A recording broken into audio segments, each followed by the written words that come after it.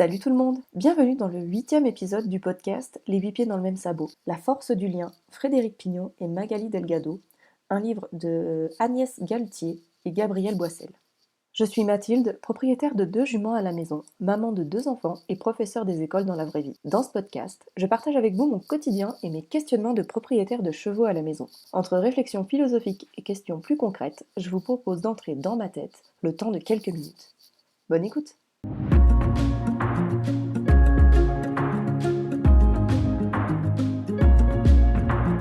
Je suis ravie de vous retrouver aujourd'hui dans un nouveau format d'épisode. Je vais vous proposer à partir de maintenant des petites chroniques des différents livres que j'ai dans ma bibliothèque. Je vois beaucoup de demandes sur les réseaux sociaux, de recommandations de lecture sur différents sujets qui touchent les chevaux.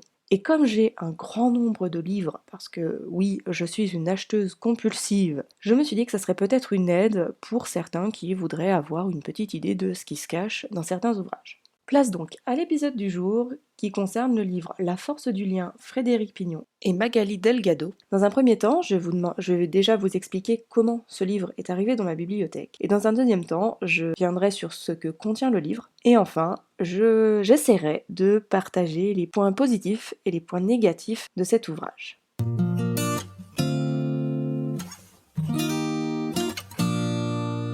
Pourquoi j'ai acheté ce livre ?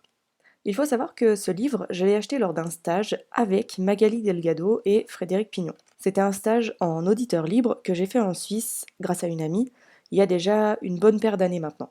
J'avais beaucoup aimé l'approche de ces deux personnes sur le moment et j'avais vraiment la volonté de mieux comprendre leur méthode et cette approche finalement que j'avais pu observer durant ce stage. Et c'était aussi une époque durant laquelle j'étais, comme je l'ai dit précédemment, une acheteuse compulsive de livres, c'est-à-dire que j'avais besoin, certainement dans un besoin de me rassurer, d'avoir un grand nombre de livres sur différents sujets afin de me sentir vraiment compétente avec mes chevaux.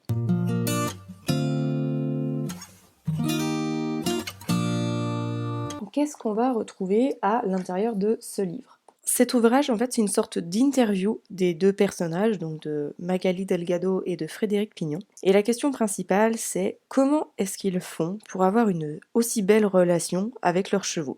Parce que quand on les voit en spectacle, c'est vrai que tout paraît naturel, rien ne paraît réellement construit finalement. C'est pas un bon scénario qui va se dérouler tel qu'elle a prévu l'artiste, mais on voit vraiment des chevaux avec beaucoup de charisme, beaucoup d'émotions et beaucoup d'envie surtout. Et voilà, c'est la question vraiment de cet ouvrage, c'est de savoir comment ils font pour préserver autant leurs chevaux et avoir une si belle relation avec eux.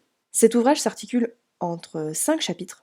Le premier qui s'appelle La rencontre, qui explique comment se passe la rencontre avec leurs chevaux, comment ils les choisissent. Ensuite, c'est Construire ensemble. Donc là, c'est plutôt comment ils font pour construire les bases de la relation avec leurs chevaux. Grandir ensemble. Donc là, c'est tout ce qui concerne l'éducation du cheval pour arriver au spectacle. Il y a ensuite Se perdre pour se retrouver, et là ça touche la difficile question de la perte de son animal, de la fin de la relation qui se solde bien souvent par la mort du cheval, et là c'est vraiment une question qui touche plus comment se remettre de la perte du cheval qui nous a fait briller pendant tant d'années. Et en dernier, le chapitre qui s'appelle La force du lien, qui concernera plutôt une question plus philosophique, c'est qu'est-ce que le cheval apporte à l'homme grâce à cette relation ? Qu'est-ce que cette relation donne à l'homme finalement ? Et chaque chapitre développe vraiment la philosophie du couple pour avoir cette relation si solide et si belle finalement avec leurs étalons. Parce que oui, il faut savoir que Frédéric Pignon et Magali Delgado travaillent quasiment exclusivement avec des étalons.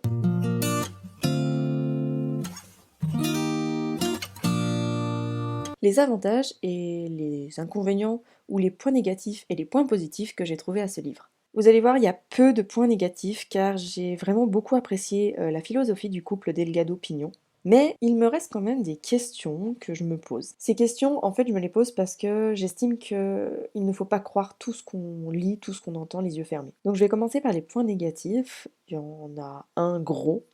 C'est que on sait dans tout le livre ce qui anime le couple, ce qui est vraiment amoureux des chevaux. Ça se sent, ça se voit dans leur manière d'être quand on les a vus en vrai. Mais On ne sait pas exactement quelles sont les méthodes de travail utilisées pour arriver à faire les figures de spectacle, à réaliser les exercices qu'ils font avec leurs chevaux. J'ose naïvement espérer qu'il n'y a pas de truc trop coercitif, et pour moi c'est une question que je garde toujours en tête parce que même si tout paraît idyllique, même si tout paraît très beau, et sur le fond, dans la façon dont ils s'expriment et ce qu'ils disent, même si ça paraît génial, j'ai toujours ce petit truc qui me dit attention, ça peut être de la poudre aux yeux. Bien que quand je les ai vus avec les animaux, quand je les ai vus faire, ça paraît, je dirais pas peu probable, mais ça paraît quand même loin de ce qu'ils partagent et de ce qu'ils font. Mais je reste quand même avec ce petit truc qui me dit que il faut tout de même faire attention et ne pas croire bêtement ce qu'on lit et s'imaginer que tout est parfait, que tout est beau, tout est rose.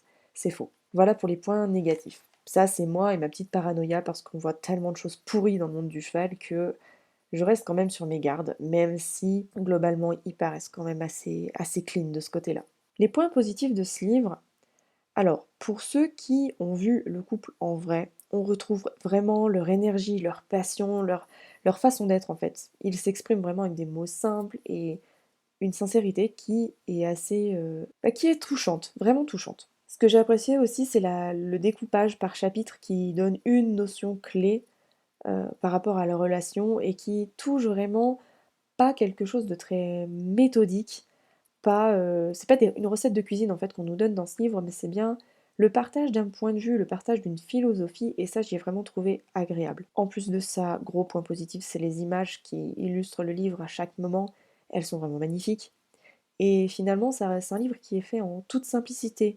Il n'y a pas de faites comme ci, faites comme ça, vous allez voir, ça va marcher. Non, c'est voilà comment je pense les choses, voilà comment moi je vois les choses, voilà comment nous on fait, mais ça reste tout en bienveillance, tout en simplicité, et c'est vraiment très chouette.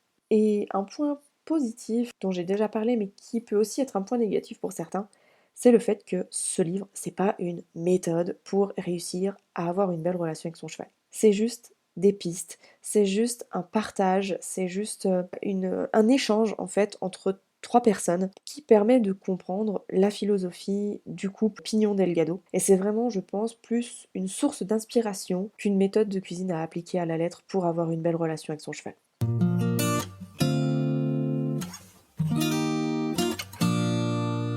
Voilà pour ce qui en est du livre. J'espère que j'en ai suffisamment dit pour vous donner l'eau à la bouche.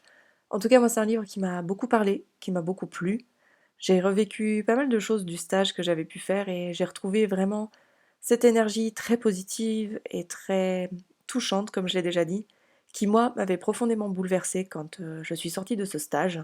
J'espère que ça vous donnera envie de lire ce livre, en tout cas. On se retrouvera bientôt sur le compte Instagram avec, je pense, un petit extrait de lecture d'un des chapitres qui me vient en tête, qui m'a beaucoup parlé, et j'espère que ça vous parlera aussi. En ce qui concerne l'épisode du jour, j'en ai fini pour aujourd'hui. J'espère que cet épisode vous a plu. N'hésitez pas à me faire vos retours sur Instagram, par message privé ou par mail. Et si l'épisode vous a plu ou que vous souhaitez le faire découvrir à d'autres, n'hésitez pas à le partager sur vos propres réseaux sociaux ou à des personnes de votre entourage qui pourraient l'apprécier. Je suis disponible donc sur mon compte Instagram @lescarnetsdechicorée ou par mail. Je serais ravie d'échanger et de lire avec vous au sujet des livres. Et qui sait, peut-être que vous auriez des livres à me proposer pour faire 2-3 chroniques. Et si vous avez des pistes d'amélioration pour ce genre d'épisode, je suis preneuse. Vous retrouverez donc tous les liens pour le compte Instagram, mon adresse mail, etc. Dans la description de l'épisode. Et si le podcast vous plaît, n'hésitez pas à le noter et à laisser un commentaire sur votre plateforme d'écoute préférée. Ce sera un grand soutien pour moi et ça permettra peut-être à plus de monde de connaître le podcast. Il ne me reste plus qu'à vous dire à dans 2 semaines pour le prochain épisode du podcast. En attendant, prenez bien soin de vous et de vos animaux. À tout bientôt!